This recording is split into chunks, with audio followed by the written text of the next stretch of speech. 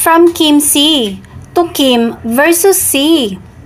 Kaabang-abang ang bakbakan sa primetime ng kanya-kanyang teleserye ni na Kim Chiu at Sian Lim. Magpapilot ang teleseryeng Love Die Repeat ni na Jeneline Mercado at Sian Lim sa January 15, 2024, Monday, pagkatapos ng Black Rider sa GMA Prime. Usap-usapan ngayon sa social media ang inilabas na trailer ng teleserye versus ng linlang na pinagbibidahan ni na Paula Avellino at Kim Chiu.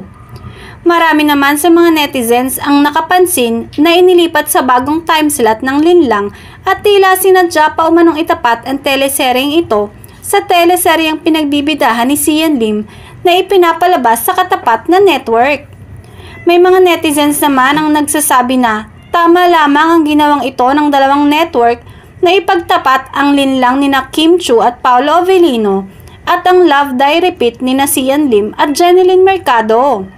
Magkakaalaman na umano kung anong programa ang mas tatangkilikin ng publiko matapos ang hiwalayan ng dalawa. Matatandaan na may mga naglabas ang mga haka-haka patungkol sa totoong dahilan ng hiwalayan ni na Sian Lim at Kim Chiu, kung saan inaakusahan ng marami na si Sian ang dahilan ng hiwalayan nilang dalawa.